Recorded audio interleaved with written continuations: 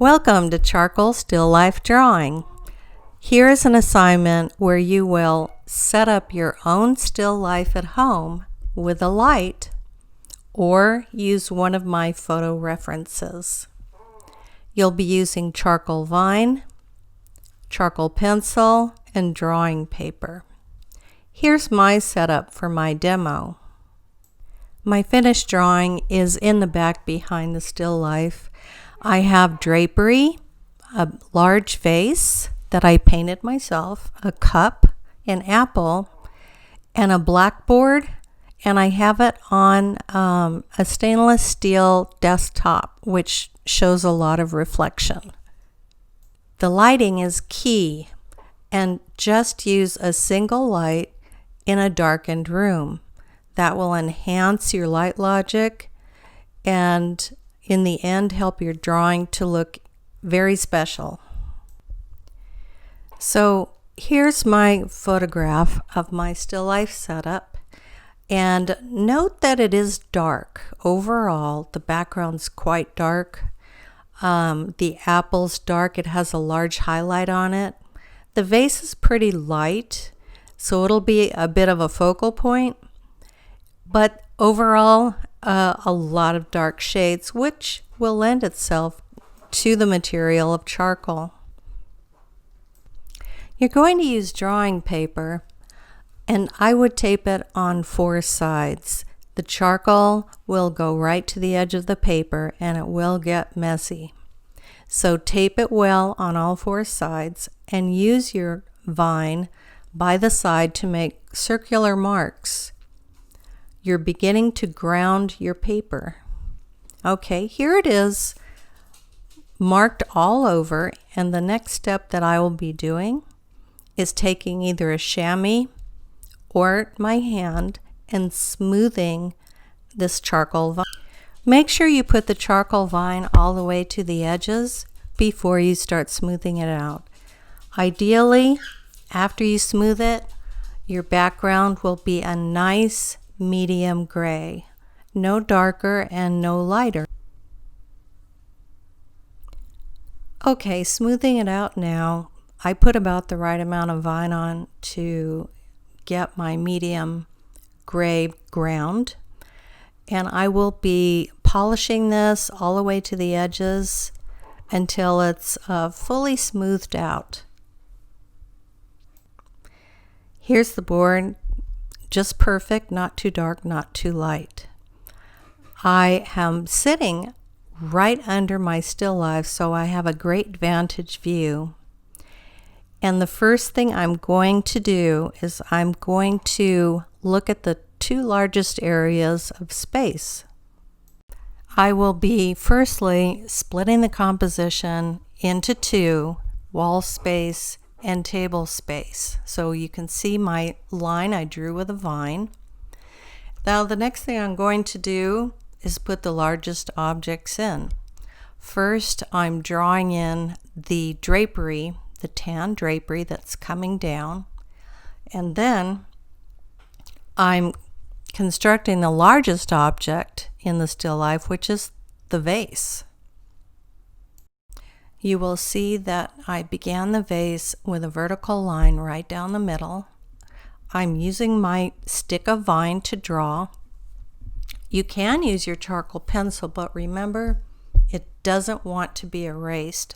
So if you think you're going to make some modifications or mistakes, I say go with the vine because you can erase it so fast and so easy.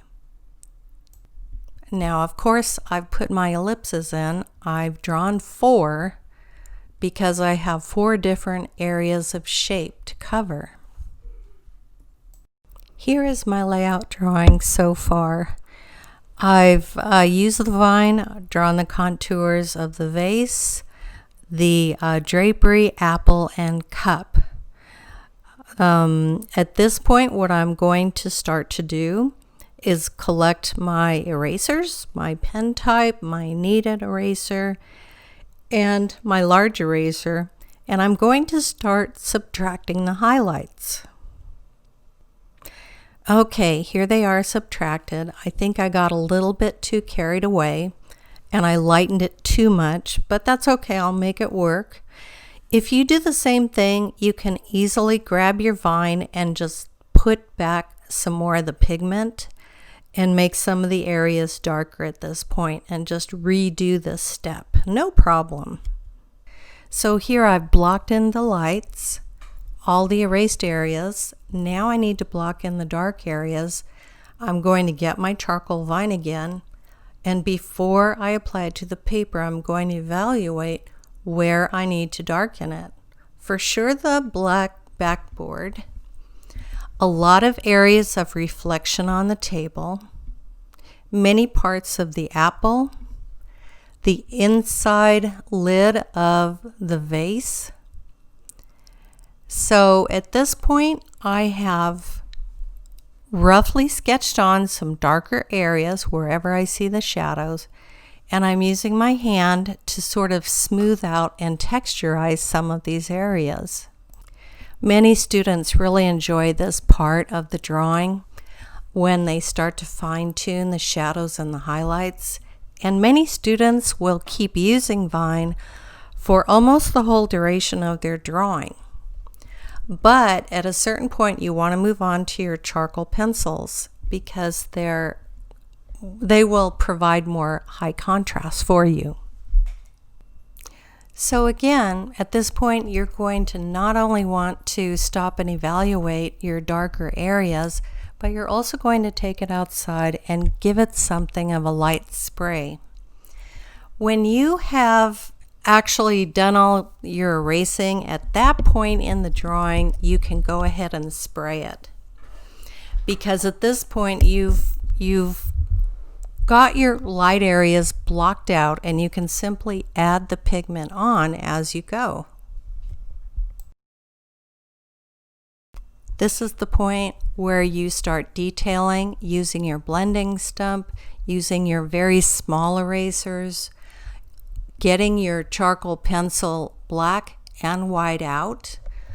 As long as you've sprayed it, you can at that point use a charcoal white pencil to mix and create highlights if you so desire.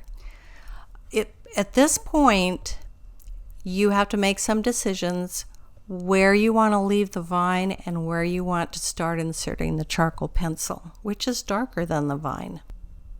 So right here, I've used my charcoal pencil to do some darkening around the apple and the shadows, and also to start drawing on the contour lines of my vase design.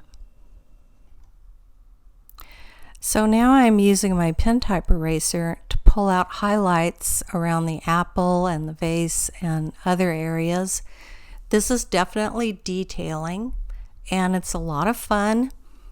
You can start the detailing anytime you think you've got your main darks and lights blocked in correctly.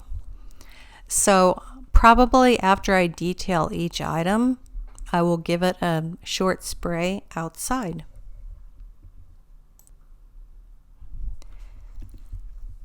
So the hard part about this kind of project is metering the colors that you see and altering it into grays, whites, and blacks. So you're basically taking a color spectrum and you're turning it into a grayscale. If this is very hard for you, I know it's a beginning class, one thing you can do is, so if desaturating your reference photo helps you, go ahead and do it at first, but you'll get the hang of having your brain interpret the colors into grayscale quite rapidly, and it's a great skill to have. So anyway, here it is desaturated, and I'm going to switch it back to color. By the way, it's harder to do a color pastel still life than a black and white monochromatic still life. Here I'm using the corner of my large eraser to pull out some nice subtractive reflections from the table of the underneath the apple. Other things I can do, I can get my white charcoal pencil.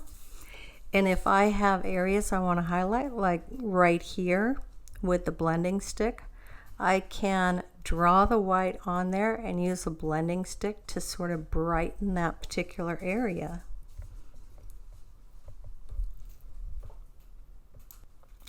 Okay, it's done. I gave it a final spray and we're out of here. Good luck doing yours.